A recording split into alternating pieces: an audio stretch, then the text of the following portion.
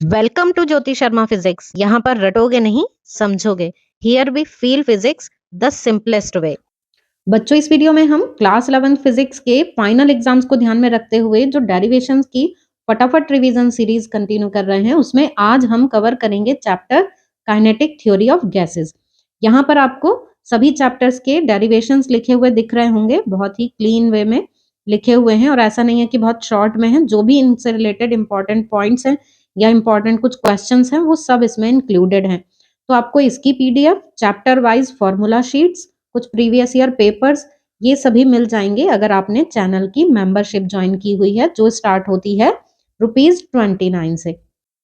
तो चलिए शुरू करते हैं फर्स्ट डेरिवेशन से। Derive expression for pressure exerted bye a gas. तो बच्चों, काइनेटिक थ्योरी ऑफ गैसेस में हमें पहले कुछ असम्पशंस पता होनी चाहिए आइडियल गैस के लिए, जो इस डेरिवेशन में यूज हो रही होंगी। तो हम पहले उनको देख लेते हैं एक बार जल्दी से, फिर हम ये डेरिवेशन करेंगे। गैस को आइडियल माना गया है, मींस मॉलिक्यूल्स के बीच में अट्रैक्शन या रिपल्शन नहीं है, बस कोलिजन हो रहा है इनके बीच में। और गैस मॉलिक्यूल्स इतने छोटे हैं कि गैस के कंपैरिजन में उनका खुद का वॉल्यूम नेग्लिजिबल होता है। Gas molecules continuously randomly move करते रहते हैं, मींस सभी पॉसिबल डायरेक्शंस में, एक्स, वाई और जेड की सभी डायरेक्शंस में मोशन होता है मॉलिक्यूल्स का। मॉलिक्यूल्स के आपस में कोलिजन या मॉलिक्यूल्स का वॉल के साथ कोलिजन, ये परफेक्टली इलास्टिक कोलिजन्स होते हैं। मींस यहाँ पर काइनेटिक एनर्जी और मोमेंटम दोनों कंजर्व रहते हैं। Gas molecules Newton's law of motion follow करते हैं। कंटेनर की वॉल्स को स्मूथ और रिजिड माना जाता है, जिससे कि कोलिजन में कोई मोमेंटम का लॉस नहीं होता और मॉलिक्यूल्स जस्ट सेम वेलोसिटी से ही रिबाउंड हो जाते हैं। गैस आइसोट्रॉपिक होती है, मींस एवरेज मोशन हर डायरेक्शन में सेम होता है। तो अब ये हमने रिवाइज कर लिए हैं इसके अजम्पशंस, तो अब डेरिवेशन हम देख लेते हैं।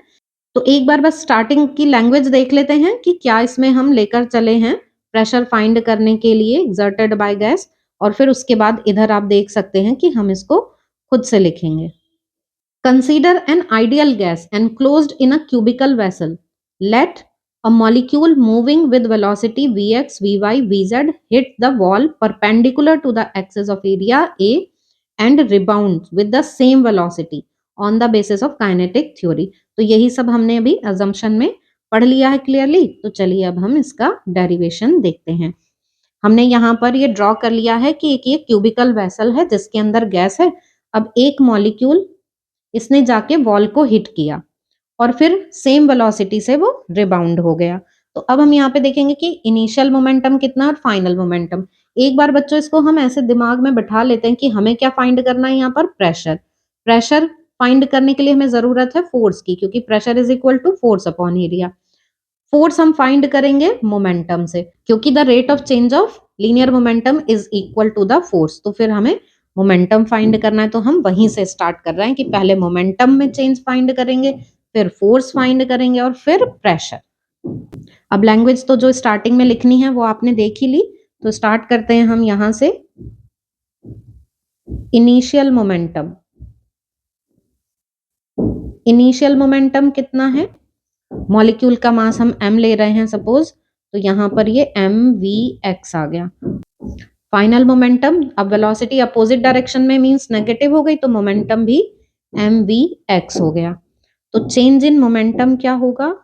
Change in momentum delta p is equal to minus mvx minus mvx, है ना। Final momentum minus initial momentum कर दिया हमने, तो ये आ गया -2mvx। तो अब हम न्यूटन्स थर्ड लॉ से या कंजर्वेशन ऑफ मोमेंटम कहें, हम मोमेंटम इम्पार्टेड टू वॉल निकाल लेंगे। जब हम वॉल के लिए निकालेंगे तो जस्ट अपोजिट हो जाएगा बाय न्यूटन्स थर्ड लॉ, तो ये प्लस में आ जाएगा 2mvx। ये तो आया मोमेंटम फॉर वन मॉलिक्यूल। अब हम यहाँ पे देखेंगे कि टोटल नंबर ऑफ मॉलिक्यूल्स जो हैं उनके लिए मोमेंटम कितना आएगा। तो number of molecules hitting the wall in time t of its area A, इसको हम क्या लिखेंगे? 1/2 इसको समझ लेते हैं। यही है जो पॉइंट ऐसा है जो कंफ्यूज कर सकता है, बाकी तो डेरिवेशन सिंपल ही है। यहाँ पर n है बच्चों नंबर ऑफ मॉलिक्यूल्स पर यूनिट वॉल्यूम, कि इस कंटेनर के यूनिट वॉल्यूम में n मॉलिक्यूल्स हैं। तो टोटल V वॉल्यूम में कितने होंगे, तो हमने V से मल्टीप्लाई कर दी। क्लियर है? इस तरह से हमारे पास ये टोटल नंबर ऑफ मॉलिक्यूल्स आ जाते हैं। हाफ क्यों किया? कुछ जा रहे होंगे पॉजिटिव एक्स एक्सिस की तरफ और कुछ जा रहे होंगे नेगेटिव एक्स एक्सिस की तरफ, तो इसलिए हमने यहाँ पर सिर्फ पॉजिटिव एक्स एक्सिस के लिए यहाँ हाफ कर दिया है। मींस जो टोटल नंबर ऑफ मॉलिक्यूल्स हैं उनका जस्ट हाफ जा रहा होगा पॉजिटिव डायरेक्शन में और जस्ट हाफ नेगेटिव डायरेक्शन में, इसलिए 1/2 किया है। बस अब हम यहाँ पर वैल्यूज रख लेते हैं। V को हम क्या लिख सकते हैं, एरिया इंटू डिस्टेंस। तो एरिया को हमने A लिख लिया और डिस्टेंस को हम लिख लेंगे v x delta t. Distance is equal to speed into time से। तो अब ये पूरा आपको क्लियर हो गया कि किस तरह से यहाँ पे नंबर ऑफ मॉलिक्यूल्स हमने ये लिए हैं। बस अब हम टोटल चेंज इन मोमेंटम निकाल सकते हैं। तो टोटल मोमेंटम आ गया, इसको सपोज हम कैपिटल से लिख देते हैं अब डेल्टा पी टोटल मोमेंटम को। तो delta p is equal to 2m(v(x) और इसमें मल्टीप्लाई हो गई नंबर ऑफ मॉलिक्यूल्स की, तो 1/2 NaVx डेल्टा टी। अब ये 2 से 2 कैंसिल हो गया और यहाँ पर जो टोटल मोमेंटम है वो बच गया mNaVx² और साथ में डेल्टा टी। ठीक है, ये डेल्टा पी आ गया। अब हम निकाल सकते हैं इससे force on wall. F is equal to delta p upon delta t. तो डेल्टा पी है mNaVx² डेल्टा टी और ये अपॉन में डेल्टा टी। तो डेल्टा टी से डेल्टा टी हो गया कैंसिल, बचता है mAVx², ये बचता है। अब फोर्स भी आ गया। अब हम निकाल लेते हैं इससे pressure. P is equal to F upon A। F है mNaVx² अपॉन A। अब A से A कैंसिल हो गया, तो इस तरह से P आ गया mNaVx²। अब हमने अजम्पशन में ये देखा था कि गैस कैसी है, आइसोट्रॉपिक। और आइसोट्रॉपिक होने का मतलब है, तो आइसोट्रॉपिक होने का मतलब है कि Vx² is equal to Vy² is equal to Vz²। और यहाँ इनका हम एवरेज ले रहे हैं कि x डायरेक्शन में जो एवरेज वेलोसिटी है और y डायरेक्शन में z डायरेक्शन में ये सेम होगी, और ये किसके इक्वल होगी, जो एवरेज वेलोसिटी है उसके 1/3 के इक्वल होगी, क्योंकि ये सारी इक्वल हैं। तो अब जहां ये Vx² है इसकी जगह हम क्या रख सकते हैं, P इज इक्वल टू आ जाएगा 1/3 mNv² बार। ये एवरेज वेलोसिटी आ गई। तो इस तरह से हमारे पास प्रेशर के लिए ये एक्सप्रेशन आ जाता है। गैस का अगर यूनिट वॉल्यूम लिया जाए तो फॉर यूनिट वॉल्यूम mn को रखा जा सकता है डेंसिटी। मतलब ये हो गया mass upon volume, density is equal to mass पर यूनिट वॉल्यूम। अब V क्या है, V तो 1 है, तो इसलिए यहाँ पे mn जो है वो रो के इक्वल आ जाएगा। तो for unit volume P is equal to 1/3 ρV² bar. ये एक फॉर्मूला आ गया। ये फॉर्मूला आ गया प्रेशर के लिए कि pressure exerted by gas per unit volume.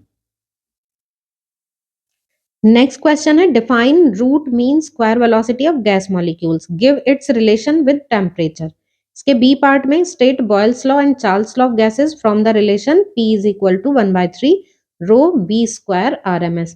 बच्चों हमने ऊपर अभी रिलेशन डिराइव किया है प्रेशर पर यूनिट वॉल्यूम के लिए, तो हमने यहाँ पर ये ली एवरेज वेलोसिटी। अब हमें डिफाइन करनी है रूट मीन स्क्वायर वेलोसिटी। तो जब हमारे पास एवरेज वेलोसिटी है तो हम रूट मीन स्क्वायर वेलोसिटी क्यों ले रहे हैं, किसी इंडिविजुअल मॉलिक्यूल के लिए अगर हम उसकी एवरेज वेलोसिटी निकालेंगे तो वो 0 आ जाएगी, क्योंकि मॉलिक्यूल सभी डायरेक्शन में मूव कर रहा है। तो जितना वो पॉजिटिव एक्स एक्सेस पे गया उतना वो नेगेटिव एक्स एक्सेस पे भी जाएगा, तो इस तरह से उसकी मीन वैल्यू 0 हो जाएगी। पर प्रेशर तो लग रहा है ना वॉल पे, तो इसलिए हमें एक इफेक्टिव वेलोसिटी देखनी होती है जो कि रूट मीन स्क्वायर वेलोसिटी होती है। तो ये रूट मीन स्क्वायर वेलोसिटी ये वो सिंगल वेलोसिटी होती है जिसपे अगर सारे मॉलिक्यूल्स मूव करें तो टोटल काइनेटिक एनर्जी सेम रहेगी जैसे एक्चुअल गैस की है। तो root mean square velocity it is defined as the square root of the average of the squares of the individual velocities of the gas molecules. तो यहाँ हम देख रहे हैं कि VRMS हम कैसे निकालेंगे, इंडिविजुअल वेलोसिटीज का स्क्वायर करके उनको ऐड कर देंगे और उसका मीन ले लेंगे, तो ये आ जाता है फिर v स्क्वायर बार, मतलब ये एवरेज वेलोसिटी है। और उसका आप देख रहे हैं यहाँ पे ये स्क्वायर रूट लिया हुआ है। ठीक है, तो ये हो गई रूट मीन स्क्वायर वेलोसिटी। अब इस v स्क्वायर बार की वैल्यू हम इससे रख देते हैं 1/3 रो v स्क्वायर बार, ये है p। अभी जस्ट ऊपर हमने ये फॉर्मूला डिराइव किया, तो यहाँ से v स्क्वायर बार की वैल्यू क्या आ गई 3p अपॉन रो। तो आप देखिए कि वही रखा है हमने यहाँ पर 3p अपॉन रो। तो ये under root 3p upon rho को हमने ये लिख लिया अंडर रूट 3RT/m। ये कैसे लिखा हमने, p अपॉन रो की वैल्यू देख लेते हैं। p को p ही रहने दिया, और ये डेंसिटी क्या है, मास पर यूनिट वॉल्यूम, तो वॉल्यूम ऊपर चला गया। अब pv को हम लिख सकते हैं for 1 mole of gas RT upon m। तो इस तरह से ये यहाँ p अपॉन रो की जगह RT अपॉन m आ गया। तो इस तरह से ये under root 3p upon rho ये आ गया under root 3RT upon m।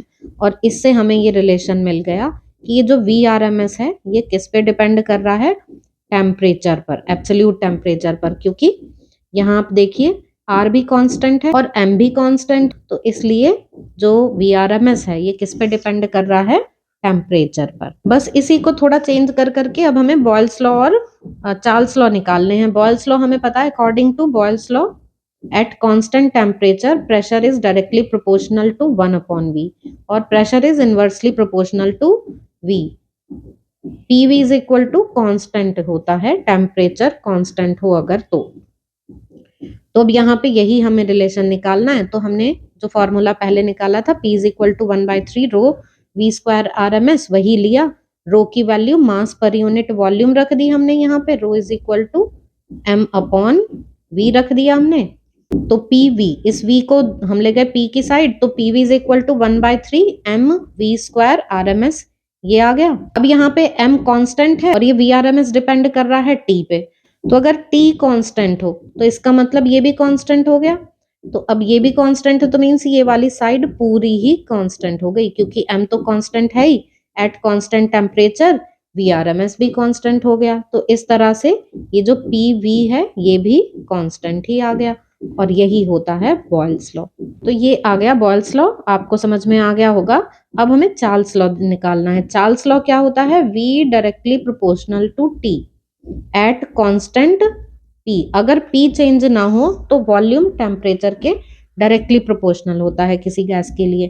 तो हमने फिर से वही फॉर्मूला लिया, P is equal to 1/3 rho v square RMS, और रो को रख दिया हमने m अपॉन v।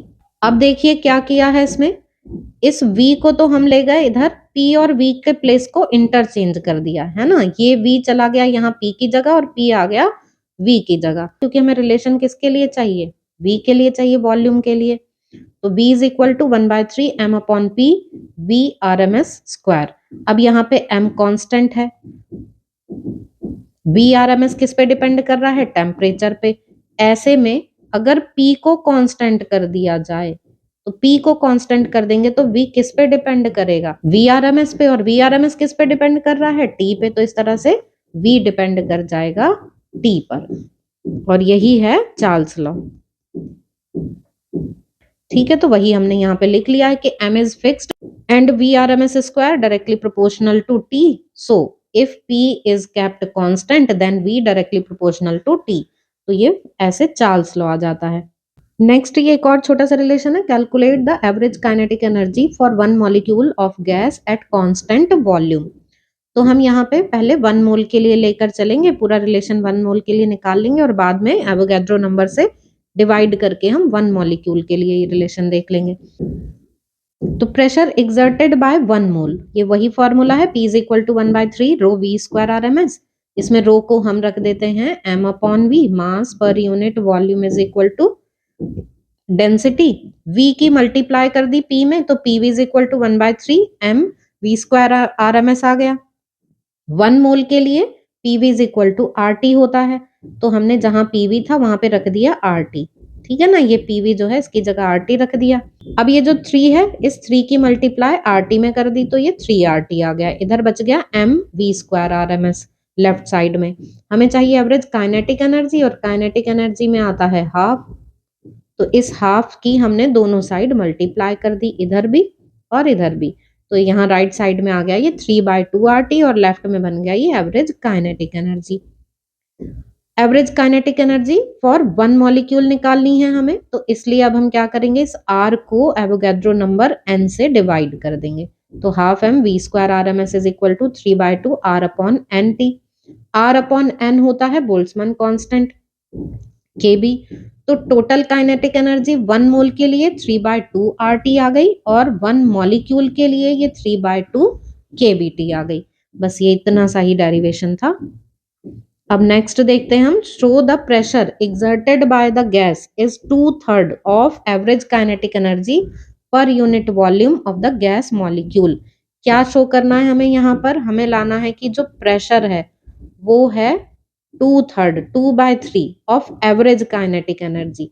जो एवरेज काइनेटिक एनर्जी है उसका 2/3 आएगा ये प्रेशर। तो ये हमें यहाँ पर यूनिट वॉल्यूम और लेना है, ये V की वैल्यू 1 लेनी है।